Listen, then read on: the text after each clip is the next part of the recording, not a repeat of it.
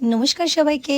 সবাই কেমন আছো? আশা করছি সবাই খুব ভালো আছো। আমিও খুব ভালো আছি। আমি শীতু চলে এসেছি আজকে নতুন একটা মেকআপ টিউটোরিয়াল তোমাদের সাথে শেয়ার করব বলে।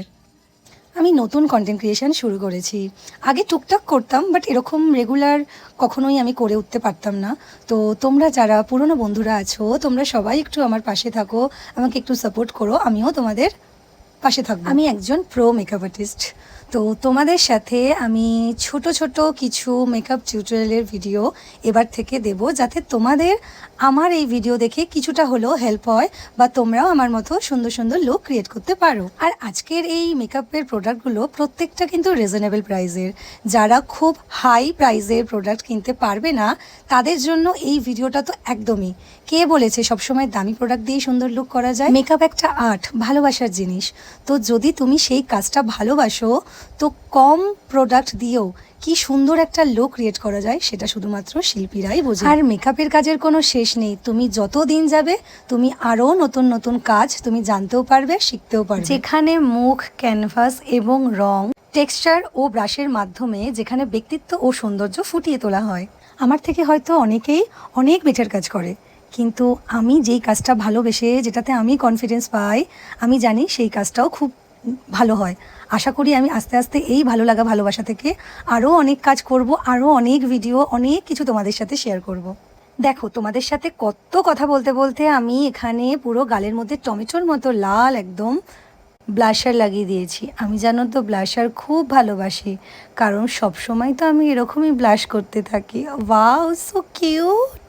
আর আমার কথায় যদি কোনো ভুল ত্রুটি থাকে, নতুন মনে করে আর ছোট মনে করে আমাকে ক্ষমা করে দিও। যদি তোমরা পারো সেই ভুলটা আমাকে ধরিয়েও দিতে পারো, সেটা মেকআপের হোক বা আমার ভয়েস ওভারের হোক। সবাই যে সব জ্ঞান নিতে পারে বা সবাই যে সব কিছু জানে এমনটা নয়।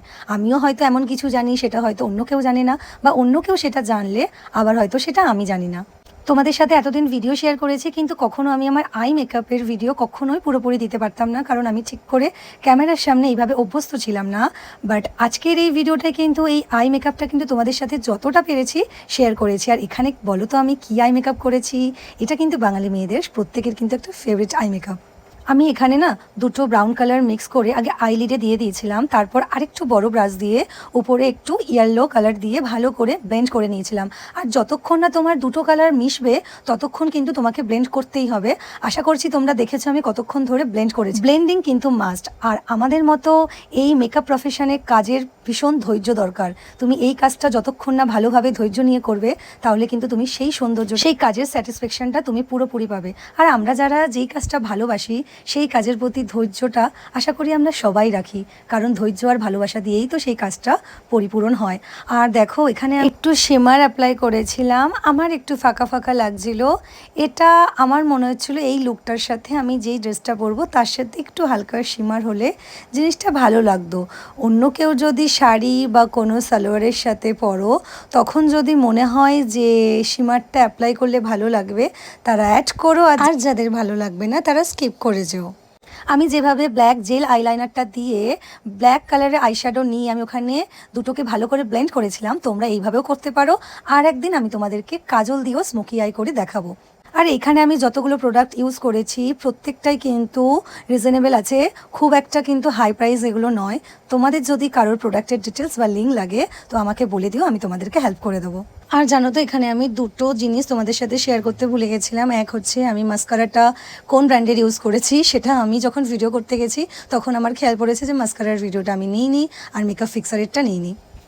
আমি এখানে মার্সের মাস্কারা ইউজ করেছিলাম আর সুইস বিউটির মেকআপ ফিক্সার। আমার ফাইনাল লুকটা দেখে নাও। আর